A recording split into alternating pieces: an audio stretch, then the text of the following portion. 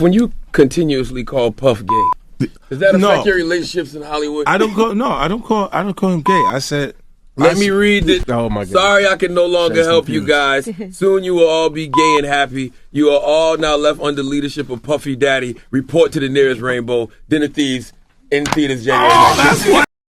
From the moment the clip leaked, the world knew something was wrong.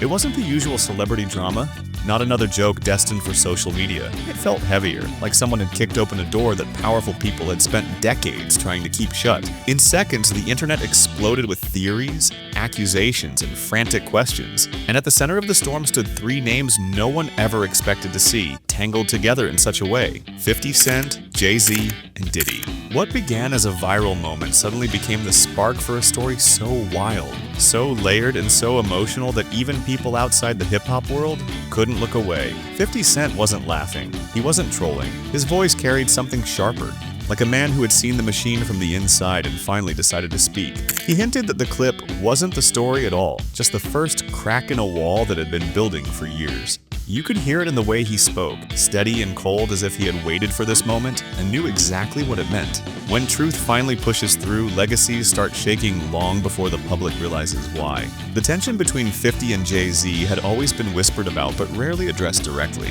They didn't need diss tracks or public outbursts. The rivalry lived in silence. One built an empire with the precision of a chess master. The other shaped his kingdom through confrontation and honesty so raw it became a weapon. Two philosophies, two survivors of an industry that rewards ambition, but often swallows integrity whole. When 50 questioned whether Jay-Z's success depended on alliances and decisions the public never saw, the debate resurfaced. Does the industry reward realness or the illusion of it? Meanwhile, behind the scenes came the stories that felt too strange to be real. Stories from people who had once been in those rooms, on those jets, behind those doors. One of them spoke about walking with Diddy into an exotic bookstore, watching him pick items off the shelf and drop them into a bag without a word. A different man described being ordered to guard a room where a wild party was in full swing, only for someone to try to force their way in. When he stopped them, Diddy and a rapper came running out wrapped in towels, breathless and confused. There was embarrassment, anger, and a tension that hung in the air long after the incident.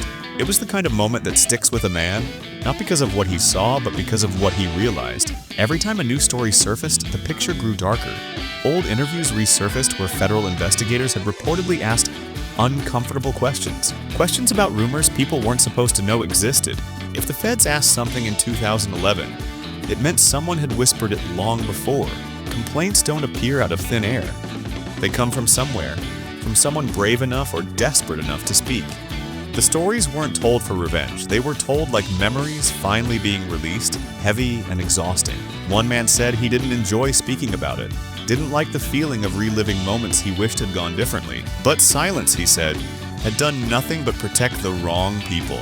Then there were the emotional moments, the ones that made the story feel human.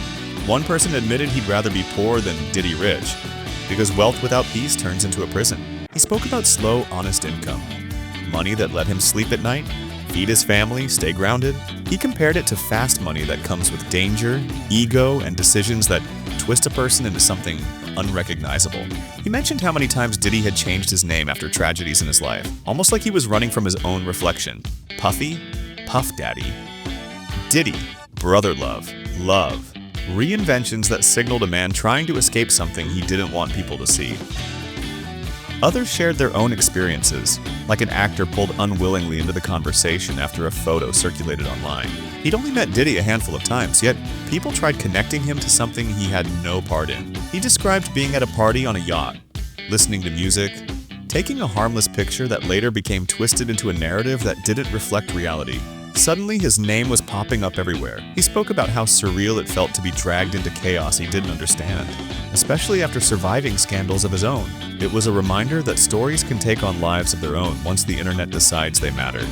Even Tupac's name surfaced in a heartbreaking story from someone who had met him twice, once briefly and once on the very day he was shot. He described running up to Pac's car in Vegas only to be confronted by undercover officers aiming guns at him, telling him to back away. Hours later, Tupac was gone.